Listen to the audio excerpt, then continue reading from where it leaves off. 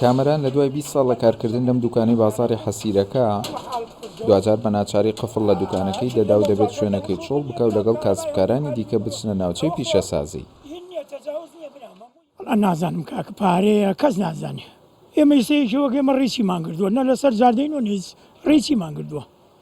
ئیتر چییە پارەیە نازانم مەلێ وەرناو حیسناوی گەڕازیەیە بە 3-4 دەفتەر گەڕازیەک دەداتێ خۆ خەڵک نیەتی برام 3-4 دەفتەر خۆی ئیش نییە لەم کاتەیە خەڵک 3-4 دەفتەر بەچی بدات.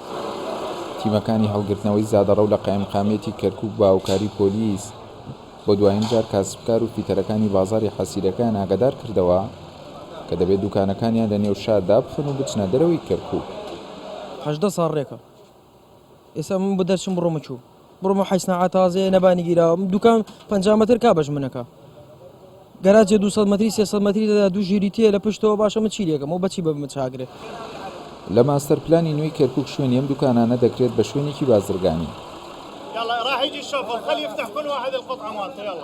قایمقامێتی کەرکووک دەڵێ هەڵمەتەکە تەنها ئەم بازاڕە نییە بەڵکو شوێنی هەموو فیتەرانە دەگرێتەوە کە لە نێو شاردا کار دەکەن. پێشتر برارێک درابوو بۆ ئاگدارکردنی فیتەرەکان بۆی بچنە دەرەوەی شار. ئێمە پێش هەفتەیەک سەرجەم فیتەرەکانمان لە نێو شار ئاگادار کردبووەوە زیاتر لە جارێکیش پێیان وتراوە چۆلی بکەن بۆیە ئەمڕۆ دەستمان پێکرد و هەر کەسێکش سەر پێچی بکات دەدرێتە دادگا. تیمەکان سەرەتا کارەبای دوکانەکانیان بڕی و پاشان داوایان لە دوکاندارەکان کرد کەپری دوکانەکانیان هەڵگرن ئەگەرنا بە شۆفڵ هەمووی دەڕوخێندرێت. ئەمە چەندین جارە دوکانداران و کاسبکارانی بازاڕی حەسیرەکە ئاگادار دەکرێنەوە کە دوکانەکانیان چۆڵ بکەن و بڕۆنە ناوچەی پیشەسازی نوێ بەڵام هەر جاری بە بیانوویەک ئەم بڕیارە ڕاگیراوە.